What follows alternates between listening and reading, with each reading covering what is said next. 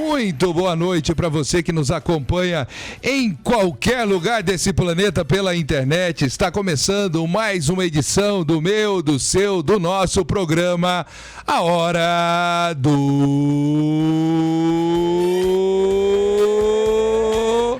Rush. Boa noite, meu querido presidente. Muito boa noite, Bispo Thiago Ferro. Prazer enorme estar aqui hoje, quarta-feira, 30 de outubro de 2019, hein? Tá ok? No tocante, dando imensa mais uma hora do Rush, hein? Isso aí. Muito bom, presidente. Hoje foi quente em Curitiba, hein? Demais. Já tá chegando a chuva também. Será? Claro, já tá chegando aí. Daqui a pouquinho, chuva em toda a capital do Paraná. Isso aí. Mas e hoje nós temos um programa diferente. Opa. Pode abaixar um pouquinho meu retorno agora que explodiu aqui. Agora, tá bom? Tá melhor. Tá mais melhor? um pouquinho, mais um pouquinho. Aí, tá ok agora? Muito obrigado. Aí, tá ok. Olha, como nós falamos ontem, anunciamos, inclusive fizemos uma enquete, Isso daqui aí. a pouquinho a gente vai trazer o resultado. Isso aí. Se você é a favor ou contra a liberação das drogas no Brasil. Isso aí. E hoje a gente trouxe alguns convidados especiais. Então, Opa. importante a gente ter um pouco mais de noção, de referência, de profundidade Sim. no tema que é as drogas. Isso aí. O impacto das drogas no físico, no corpo, na saúde das pessoas, Sim. o impacto das drogas na família, na relação social Sim. e na própria sociedade. Então, mesmo. já de imediato, cumprimento o doutor Jaci Leal. Muito bom, doutor, tê-lo aqui conosco no programa A Hora do Rush. Doutor Jaci, que é do Instituto Jaci Leal e também da Associação Médica do Paraná. Muito boa noite, doutor. Boa noite, obrigado por estar aqui. O convite é uma honra estar aqui. Vamos tentar falar alguma coisa aqui a mais para vocês. Doutor Jaci, que a gente já acompanha o trabalho dele, ele tem uma experiência muito grande com a relação à dependência química, sempre um conselheiro na própria relação com as comunidades terapêuticas, que era um bicho de 7 cabeças até algum tempo atrás, mas com esse novo governo, presidente, parabéns, ô! Opa. As comunidades terapêuticas agora estão sendo respeitadas nesse país, ô! Isso aí. Esse é o nosso objetivo, Bispo Thiago Ferro. Vamos pra cima. E o município de Curitiba também. Isso aí. Também, então estamos aí na expectativa de que logo, logo as comunidades terapêuticas possam começar a operar no município de Curitiba de uma forma mais consolidada, né, doutor? E eu quero também cumprimentar o Fábio que hoje é o presidente da Compacta, que é a Federação Paranaense de Comunidades Terapêuticas. Boa noite. Boa noite, Thiago. Boa noite, presidente. Tudo certinho aí? Prazer estar contigo Prazer aqui. é todo nosso aí. Boa noite, doutor.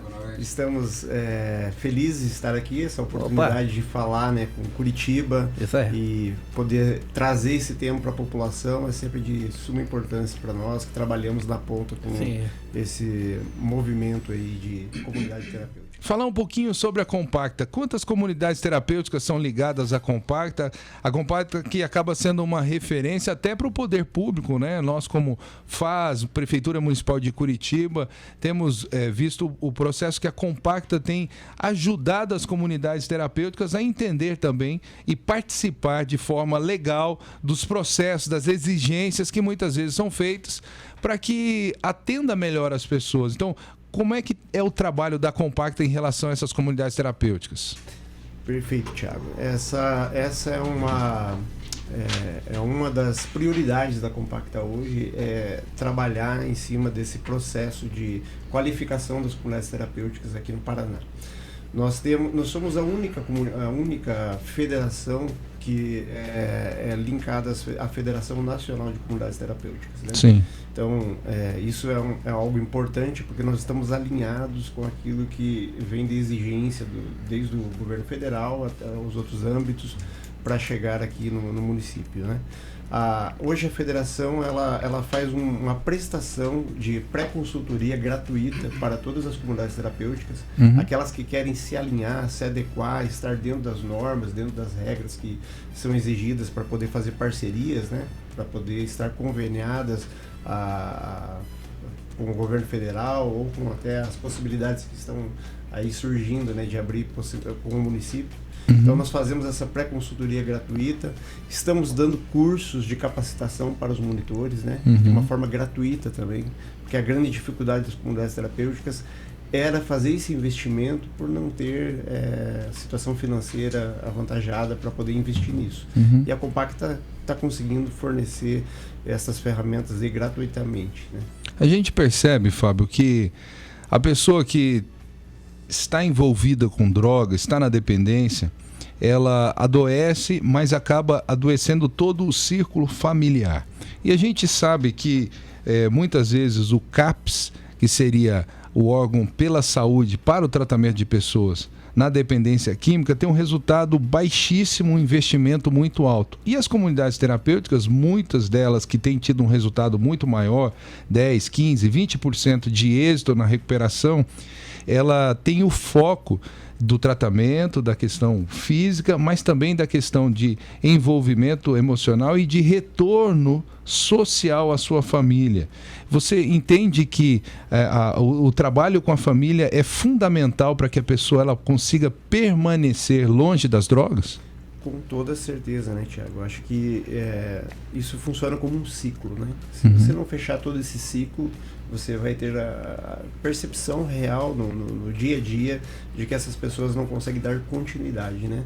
Então, hoje nós fazemos um trabalho e é isso que nós estamos monitorando e pedindo que todas as associadas tenham esse mesmo desempenho de fazer um trabalho que vai da permanência, do acolhimento dessas pessoas que têm problema com a dependência química.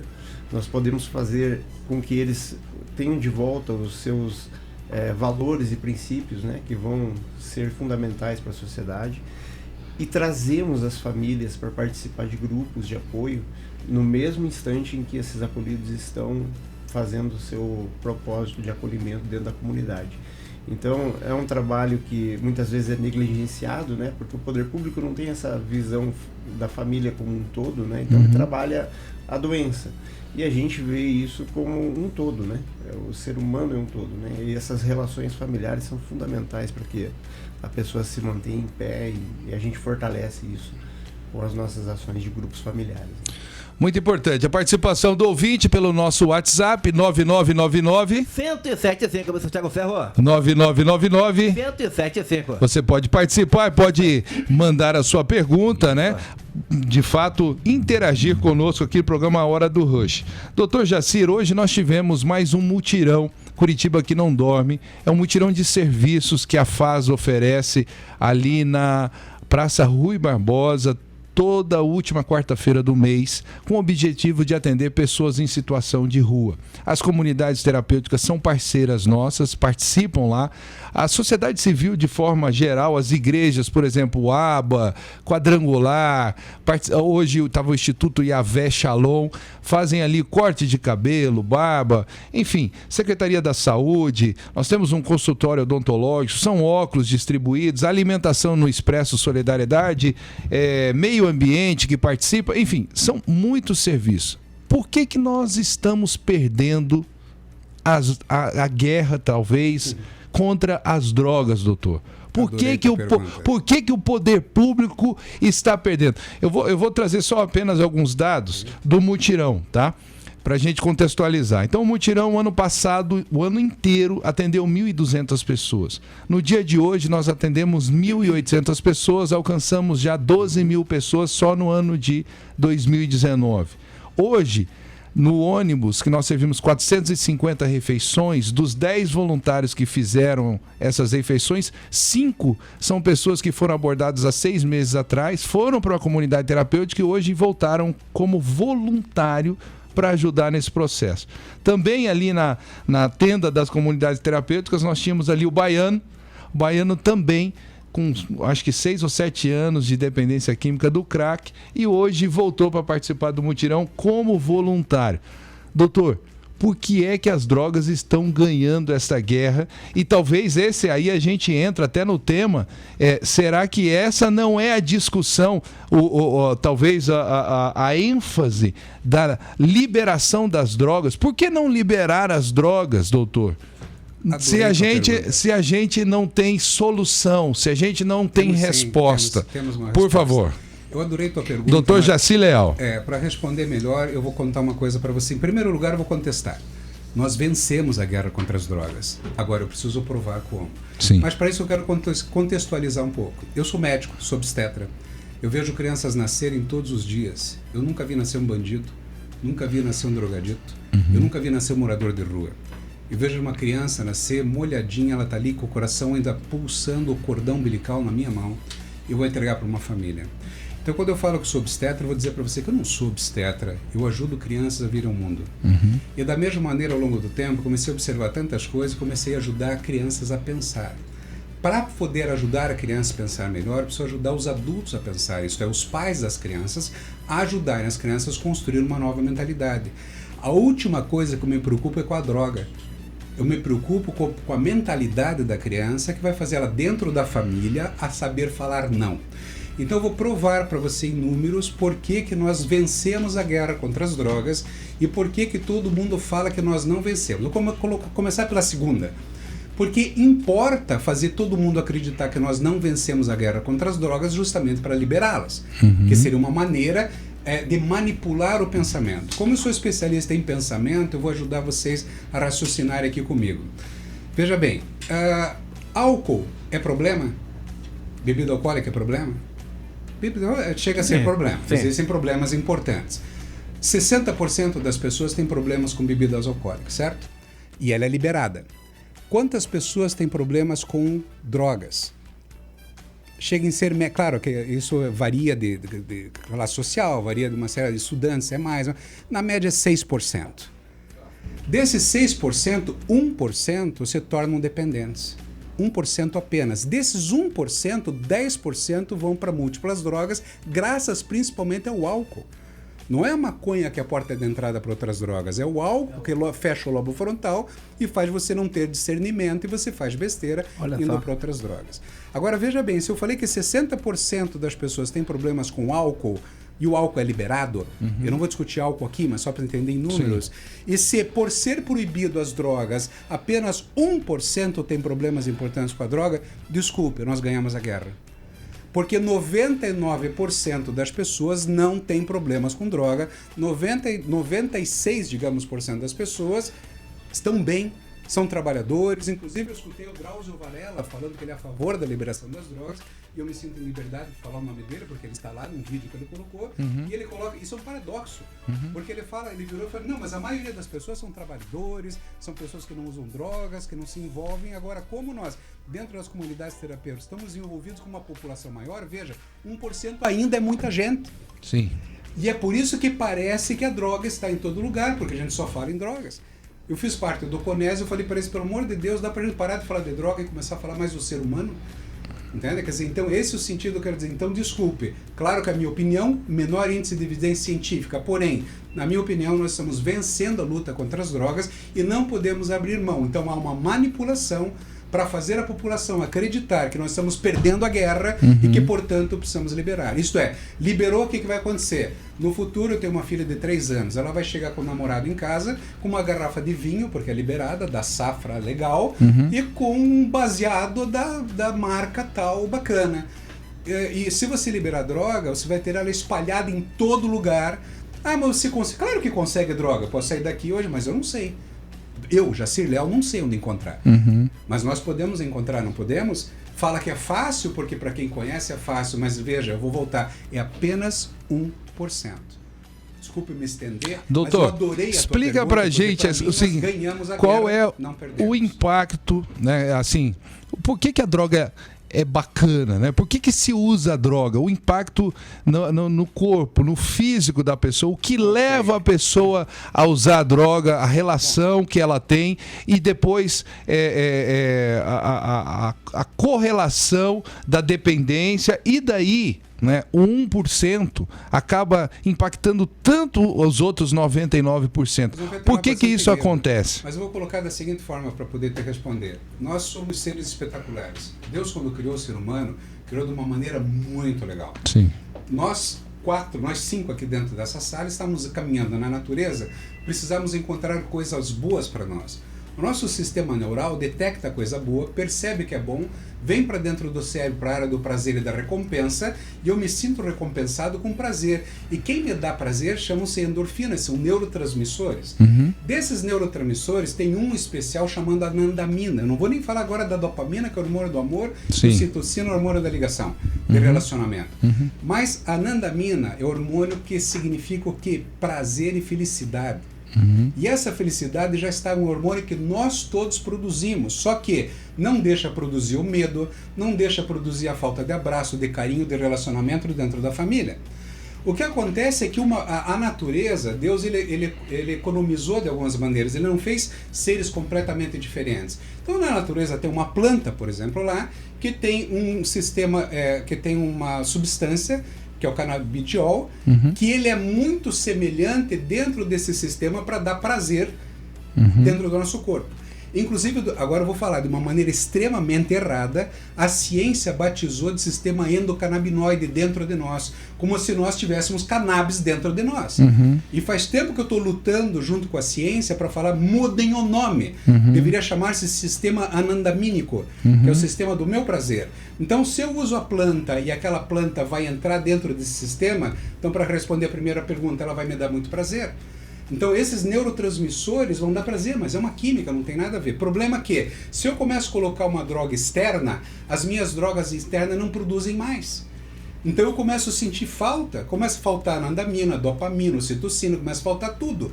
Onde é que eu vou encontrar? Na droga, porque se eu fico sem a droga, o meu corpo precisa daquilo. E a minha mente mal formada, ao invés de fazer uma atividade física, me relacionar melhor, porque o mundo é muito complicado lá fora, eu me sinto forçado a correr atrás da droga, da planta. Então é um equívoco. Nós temos essas substâncias dentro do nosso corpo. Desculpe, eu nunca precisei de droga para cavalgar unicórnio. Entende o que eu quero dizer? Sim. Quer dizer, se você tem um bom pensamento, relacionamento maravilhoso com as pessoas, relacionamento maravilhoso com o teu lado espiritual, você nunca vai precisar de droga. Agora, vamos lá. Lembra que eu falei que eu vejo uma criança nascer, nunca vi nascer um bandido ou drogadito? Qual que é o trabalho que eu desenvolvo? Melhorar a mentalidade das famílias. É por isso que eu entro dentro de uma comunidade terapêutica e eu começo a dar palestra lá dentro, sabe o que acontece? Primeira coisa que eles pedem, dá para chamar minha mãe para assistir junto? Cara, as pessoas são boas, têm um coração enorme. Eu falo para menores infratores, eles querem os pais junto. Então eles querem ser, e aí no final eles falam assim, nossa, por que nunca contaram essas coisas pra gente antes? Porque a gente acaba repetindo o que os manipuladores falam. Né? E aí nós achamos que perdemos a guerra contra as drogas, não perdemos não. E temos instrumentos maravilhosos para tocar o coração das pessoas e trazer eles juntos. E eu não tenho tempo aqui para falar, teria muita coisa para falar, o porquê. Eu só dar um exemplo, dá um sonho para um jovem e ajude ele a correr atrás do sonho, vê se ele fica numa praça usando droga. Então, esse aspecto é o que eu quero, eu não vou me alongar mais. Olha, nós estamos aqui com alguns especialistas falando exatamente sobre o problema das drogas no Brasil. Então, o doutor Jaci Leal, também o Fábio, que está aqui, presidente da Compacta, e daqui a pouquinho vamos receber também o doutor Guilherme Perini, do Ministério Público do Estado do Paraná. E olha, muito bacana, e eu quero, antes de ir para o break, presidente, trazer aqui um caso de hoje. É um nome fictício, a Joana. A Joana está de 8 meses de gravidez e nós conversamos com ela é muito inteligente, ela tem uma história, veio de Brasília, formada em letras, está morando nas ruas e nós ali oferecemos para que ela pudesse, no final dessa gestação, pelo menos, ir para uma comunidade terapêutica. E fizemos esse convite para ela, ela falou assim, olha, eu quero agradecer muito, mas hoje eu ainda preciso, eu estou com um troquinho aqui, eu preciso fumar umas pedras, mas, por favor, quando eu ligar, atenda que no final da gravidez eu preciso de um lugar para que essa criança possa nascer. Aí veio uma pergunta, doutor, mas você vai criar essa criança? Não, eu não vou criar essa criança, eu não tenho condição de criar essa criança, eu vou dar essa criança para alguém. A minha pergunta é exatamente, e essas crianças, talvez, os filhos do crack, né? Essa geração que está nascendo com toda essa situação, a pessoa, uma consciência, uma pessoa inteligente, mas ela decidiu, não, eu hoje ainda vou continuar usando a pedra, usando o crack. E essa é uma situação que está muito mais próxima do que nós muitas vezes não temos essa consciência, não discutimos, não debatemos e por isso não temos a solução muitas vezes. A sociedade finge que não vê, o poder público finge que não vê, e eu estou trazendo aqui para a rádio uma realidade de hoje, há 3 horas atrás, ali na Praça Rui Barbosa, e que a gente precisa conversar sobre isso e que a gente precisa achar soluções. Voltamos, programa Hora do Rush aqui na 107,5. Hoje o programa Hora do Rush aqui num formato diferente, pela importância que tem o tema, que é a liberação das drogas no Brasil. Bom, eu vou tentar explicar, e já chegou aqui o Dr. Guilherme Perini, que é do Ministério Público, ele que está à frente aí do programa Semear aqui no estado do Paraná, que vai explicar um pouquinho pra gente da questão legal, o porquê que o STF pode ou não pode liberar as drogas no Brasil. Bom, vou tentar contextualizar. Defensoria Pública do Estado de São Paulo, um processo de 2015, entra pedindo para que as pessoas não fossem mais presas por porte e uso de drogas. Se eu não me engano, uma pessoa lá com 3 gramas de maconha foi presa. Na verdade, ela não foi presa, por isso foi um agravante ela estar portando as drogas. Ela foi presa porque ela cometeu um assalto, se eu não me engano. Mas, enfim, a Defensoria entrou com esse processo para alterar o artigo 28 da lei que trata sobre as questões de droga no Brasil. E agora chegou o STF e o STF precisa julgar. Parece que alguns ministros já têm um posicionamento público de que são favoráveis à liberação das drogas no nosso país.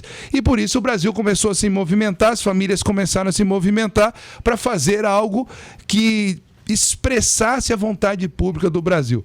Boa noite, doutor Guilherme Perini. Seja bem-vindo à Sara Brasil FM. Boa noite. Eu que agradeço a possibilidade de poder conversar junto a respeito da questão das drogas, que a gente tem alguma experiência, a gente trabalha dentro de um projeto, como você falou, de um projeto estratégico dentro do Ministério Público do Paraná, que é esse projeto Semear, que é um projeto de enfrentamento ao álcool, crack e outras drogas. E ele tem uma ação dentro da área desde a área de prevenção até a questão de tratamento, recuperação, reinserção social do usuário e até algumas interfaces com o tráfico de entorpecentes, a questão de repressão e a capacitação principalmente de promotores e servidores, porque a gente é formado em direito, então, e essa é uma área que a gente precisa estudar de tudo, né? De psicologia, de medicina, de assistência social, de espiritualidade, certamente uma área que abrange tudo. E a gente nunca está completo, né? A gente sempre precisa ser parceiros de uma rede, de uma construção em conjunto.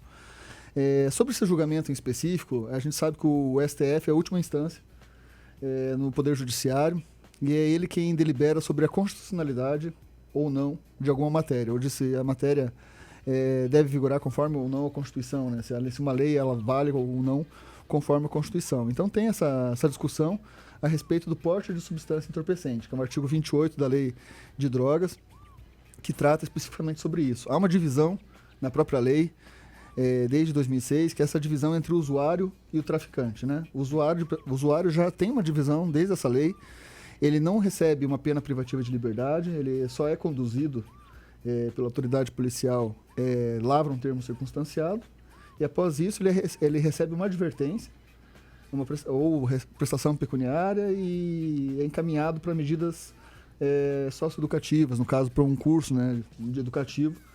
E a intenção da lei é justamente essa, que o usuário ele seja informado sobre os malefícios que a droga causa, né, e ele possa ser encaminhado para uma rede que possa acolhê-lo e caminhar nesse sentido. Então, de algum modo, a lei já não trata o usuário como um criminoso, né, não trata dessa forma. O traficante, sim, né, o traficante, pelo artigo 33, é tratado certamente como um criminoso. O que existe é uma discussão a respeito disso, né? Sobre o artigo 28. Se há uma discussão sobre a legalização ou a descriminalização, primeiro uma descriminalização e depois uma possibilidade de legalização do porte de substância entorpecente. São 11 ministros que votam, né? 3 deles já votaram, os 3 de forma favorável à descriminalização do porte de drogas. O voto relator é do Gilmar Mendes, né, eles já votaram também o ministro, além do ministro Gilmar Mendes, votaram também o ministro Roberto Barroso, né, e o ministro Fachin. Todos eles no sentido, o primeiro no sentido da descriminalização de todas as drogas e os outros dois no sentido da descriminalização da maconha, especificamente, não das outras drogas. E a gente vê com maus olhos isso, né? E é por isso que a gente tem organizado essa marcha pela família, porque a boa parte, a gente sabe que o discurso que tem se caminhado é no sentido de que a população brasileira, em grande parte, é contra o uso de substância entorpecente. Ela é contra a descriminalização das drogas e vê como negativo, né, esse julgamento que é feito pelo Supremo, até mesmo porque ele interfere numa questão que a gente não sabe nem se o Supremo poderia, de algum modo, falar sobre constitucionalidade ou não de um artigo, ou se isso deveria ser passado por uma discussão pública, pelo Congresso Nacional, por deputados, né, por senadores. Perfeitamente, até porque já foi feito algumas consultas públicas e o Brasil, a família já se posicionou contra. Agora, é importante a gente contextualizar no mundo inteiro, né? Vamos pensar aqui o último país pertinho da gente, Chile, liberação da maconha. Já os resultados, inclusive financeiros, do próprio governo, já são muito negativos. A gente tem a referência da Holanda, que há quantos anos? Hoje já não se renova mais os alvarás dos coffee shops. Exatamente por quê? A saúde, o gasto com saúde aumentou em muito nesses países. Então, esse controle, né, do uso das drogas, eu vou usar o caso dos Estados Unidos, Califórnia, por exemplo. Então, lá é liberado a maconha medicinal, porque é importante a gente dividir, né? Então, não, a maconha medicinal, de fato, nós estamos aqui com o doutor, vai explicar pra gente o resultado, né, da questão da maconha. Então, a pessoa tem epilepsia, ela precisa fumar maconha para diminuir o efeito da epilepsia, ou ela está em câncer em estágio agressivo, ela precisa comer. Então, a maconha, ela permite que a pessoa tenha mais fome para comer. Bom, você compra a receita num médico na porta do coffee shop por $10. E você não precisa provar nada que você precisa daquilo. Então, é uma tremenda de uma bobagem dizer que não, é maconha medicinal. Não é maconha medicinal. E eu estou falando dos Estados Unidos, um país que se exige cumprimento de lei. Não, mas você está cumprindo, você está ali com a receita. Mas é uma receita forjada de uma forma na frente, numa mesinha na frente do coffee shop. Todo mundo vê isso, basta ir na Califórnia, nos Estados Unidos, e é assim que funciona. Doutor, né? Dentro dessa sistema que a gente já viu, está falido no mundo inteiro, todos os países que legalizaram as drogas, e aí a gente pode usar os dados do Brasil em questão, por exemplo, aos acidentes de trânsito, às mortes de trânsito por causa da bebida alcoólica, a droga legalizada em nosso país. Então, a falta de lei, a falta de controle de uma droga legalizada em nosso país já traz um prejuízo gigantesco. Legalizar mais a maconha, uma droga considerada leve, ou todas as outras, doutor, vai gerar um impacto ainda muito maior, inclusive financeiro, para a saúde no nosso país? O impacto é brutal, né? Porque, como eu comentei, só o álcool já tem 60% de problemas e com a maconha é 6%. Então, se você liberar a maconha, ele não vai a 60%, os dois somados vão a muito mais. Quer dizer, então, nós estamos colocando álcool numa fogueira de uma maneira muito complicada. Agora, não existe maconha medicinal. Eu operei uma paciente hoje e usei morfina. Morfina é um opioide, entende? É uma substância que também age nos neurotransmissores cerebrais e, no caso, para combater a dor. Então, claro que eu não quero que alguém sofra com um excesso de enjoo, que está tratando um câncer, que tenha dor. Vamos tratá-los, mas eu não vou tratar com a maconha. Eu vou tratar com um canabinoide, CBD, que é uma substância que está lá dentro. Então, isso sim, essa substância extraída. Você utiliza uma medicação para baixar a pressão arterial que é tirada de uma cobra. Então, não tem uma serpente medicamentosa. Quer dizer, então, é uma maneira de manipular que todo mundo acha que é medicamentoso. Agora, são duas coisas diferentes. Descriminalizar, eu até concordo que se uma pessoa é doente, ele é um usuário de droga, e ele está doente naquilo... você tem, mas eu não colocaria como descriminalizar e vou explicar por que eu acho, né? Mais uma vez, a minha opinião. Talvez despenalizar ou colocar uma pena diferente ou bem menor. Mas quando você mantém como crime, você está mandando uma mensagem para todo mundo e principalmente para os jovens muito importante. Isto é errado. Entende? Falei da mesma maneira do álcool nos estádios de futebol. Ah, mas vendem um álcool ali na porta. Ok, mas aqui não. Mas é ali 20 centímetros, mas aqui não. Então, quando você coloca limite, o que o jovem mais implora? Limite. Então, agora, quando você legaliza, eu vou na banquinha aqui do lado com a minha filha, ela vai comprar uma balinha de maconha. E nós sabemos e temos tido relatos e trabalhos científicos mostrando consequências muito danosas para toda a juventude, principalmente para a juventude, que é um cérebro em formação. Porque um cérebro que começa a utilizar maconha, vamos ficar só na maconha, que começa a utilizar maconha com quanto menos idade, mais danos vai ter. Porque não é um cérebro formado. Então, querer legalizar por uma questão financeira, desculpe, há muita manipulação por trás, a gente não pode permitir, e por isso que no começo eu estava comentando, você não estava aqui ainda, que nós estamos ganhando a batalha contra as drogas, porque ainda é um número grande, porque é aparente, porque é 1% a 6%, mas é muita gente, numa população de um país inteiro. Em compensação, temos 94%, 96% das pessoas que não usam drogas. Eu vou fazer uma pergunta aberta para todos aqui, responde quem quiser e quem puder. Quem tem interesse na legalização das drogas no Brasil? Porque tudo tem um interesse. Por detrás tem um interesse. Alguém tem um ganho econômico, financeiro por detrás de tudo isso. Quem que está por detrás desse processo? Quem é que quer legalizar as drogas no Brasil? Vou falar aqui, até fazer um comentário aqui do que antecedeu aqui. Eu penso assim que nós estamos vencendo a guerra contra as drogas, como o doutor falou, mas por que nos incomoda tanto? Porque nós temos uma população de quase 210 milhões de pessoas, então esse 1% é muita gente, né? Isso é uma proporção que realmente as famílias... Hoje a gente conta os usuários, mas o que isso toca as famílias, né? Os familiares, os amigos, as pessoas que são assaltadas, as pessoas que são roubadas, isso toma uma proporção muito maior do que esse 1%, né, que o doutor comentou aqui. Sobre a questão da descriminalização, né? Quem que lucra com isso, né, Tiago? Eu acho isso uma pergunta fantástica. A gente precisa trabalhar isso, né? A América Latina, a América do Sul são os nossos irmãos, nossos vizinhos. A gente sabe que são países que produzem a droga e distribuem para o mundo inteiro. E alguém está lucrando com tudo isso.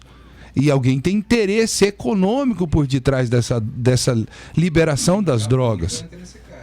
E a gente precisa entender quem é que está por detrás. Quem é que quer legalizar as drogas no Brasil? Eu diria para você, assim, do ponto de vista... Que não é a família brasileira. Eu diria para você do ponto de vista da comunidade terapêutica. Se você pensar, hoje eu estava conversando até à tarde com a Eli sobre isso, né? Se você pensar assim, para a comunidade terapêutica, seria melhor descriminalizar ou não? Porque como cliente, nós íamos ter muito mais clientes. Muito mais lucro. Muito mais se fosse legalizado, você teria muito mais gente na dependência química. Então, sim. Então, não é uma questão para nós financeira, não é o interesse financeiro, porque se fosse pensar financeiramente, nós pensaríamos, cara, vamos fazer uma marcha para liberar mesmo, né? Mas como a gente tem esse contato com o usuário, a gente sabe que o usuário não vai procurar um serviço onde vai ter os impostos para ele pagar. Se tem aqui para vender um cigarro de maconha por R$10 e, vamos dizer assim, nós estamos a 10 quilômetros da boca de fumo que vai vender por R$1, o usuário vai caminhar 10 quilômetros para buscar 5 baseados em vez de pegar um, porque não vai ter imposto lá. Então, eu acredito assim, que isso é uma falácia dizer que nós vamos ter a arrecadação em cima disso, porque eu acho que só vai fomentar o mercado.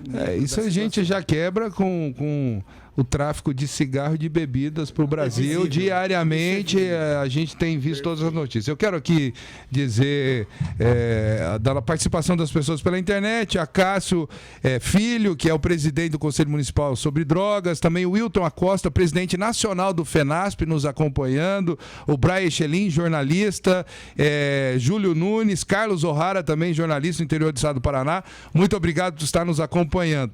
Qual a importância, doutor Guilherme, né, de uma mobilização da família brasileira nesse domingo, dia 3, em todo o Brasil, todas as capitais, todas as cidades, para tentar sensibilizar o STF? Você acha que isso pode trazer algum efeito, doutor? Qual a importância das famílias saindo das suas casas nesse domingo? De repente o pessoal vai para a igreja, doutor, ali participa do culto de manhã, almoça em família e vai lá para a Praça Santos Andrade às 15 horas. Qual a importância disso? Eu acho que toda questão que envolve uma causa pública, a gente há uma necessidade de envolvimento em público, desse impacto público.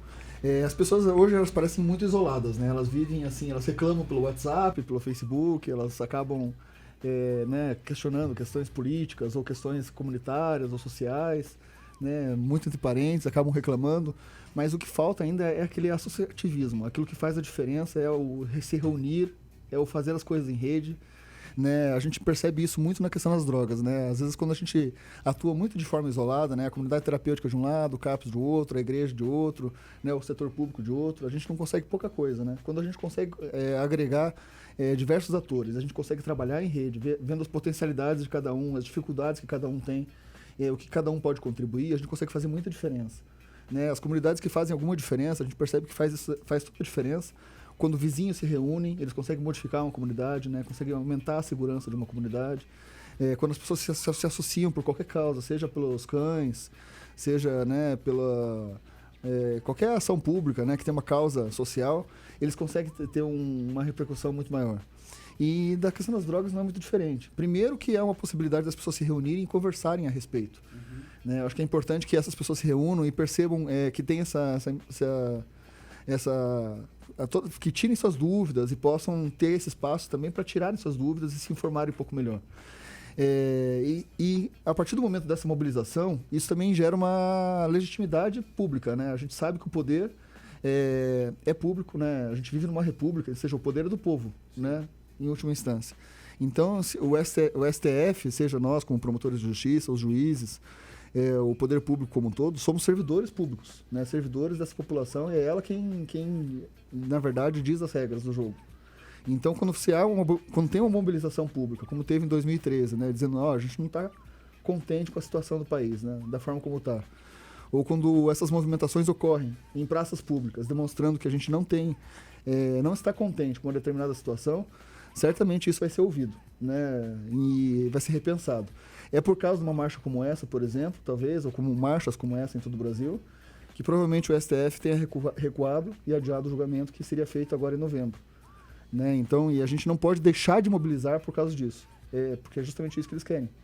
Né? E talvez, num outro momento, eles coloquem em pauta justamente quando a população já está em férias ou está em outra situação que não possibilite isso. A população tem que se articular e continuar cada vez mais, a partir desse primeiro momento, continuar a se articulando para que realmente haja uma marcha contínua de promoção à vida.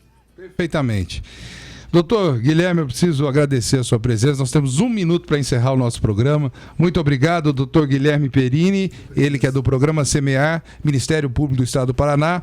Fábio, que é presidente da Compacta, Federação Paranaense de Comunidades Terapêuticas. Fábio, traz o detalhe, o local e horário da marcha da família contra as drogas aqui em Curitiba. Estamos todos mobilizados, né? São 30 comunidades terapêuticas federadas hoje e temos outras que estão buscando as suas capacitações para poder fazer parte da federação. Estaremos todos na Praça Santos Andrade às 15 horas neste domingo, com todas as nossas forças, com sangue no olho mesmo, porque essa causa ela é muito importante para nós. Doutor Jaci Leal, eu queria que você deixasse uma frase para reflexão do pai, da mãe, do jovem que nos ouve agora, que o senhor já trouxe desde o início que nós não estamos perdendo essa guerra, nós estamos ganhando. Então trouxe uma nova maneira de pensar. Eu gostaria que o senhor deixasse agora uma reflexão para que a gente possa, nós estamos na quarta-feira, quinta, sexta, sábado, durante esses próximos 3 dias, trabalharmos ao nosso redor, as pessoas estão à nossa volta e nos mobilizarmos para domingo às 3 horas na Praça Santos Andrade. Tentar ser rápido, que pena que eu não posso responder a da gestante, não dá tempo. Mas eu vou usar isso para fazer essa reflexão. Essa gestante que está usando droga, ela tem uma criança dentro dela que vai nascer privada de drogas e vai sofrer muito no berçário. Agora, essa mulher está atrás de substâncias que, como eu falei, nós mesmos temos aqui. E os trabalhos nos berçários que têm mostrado o melhor resultado nas crianças, filhas de mães drogadas com privação, é abraçar as crianças. Por que não abraçar a mãe e abraçar os avós? Que talvez se isso tivesse acontecido, essa mulher não teria ido para o crack. Então, quando nós aprendermos a pensar e aprendermos a nos relacionar sem medo, talvez nós possamos ir para a Praça Santos Andrades agora às 15 horas e todos realmente nos abraçarmos. Porque quando isso for mostrado que vai aumentar muito a endorfina de todo mundo, isso vai dar alegria, que a anandamina dentro de nós vai fazer uma produção excessiva, as drogas começam a perder valor.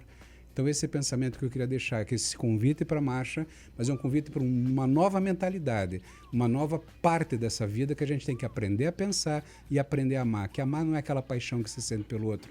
Amor é uma construção numa relação. É isso que eu quero deixar para todos.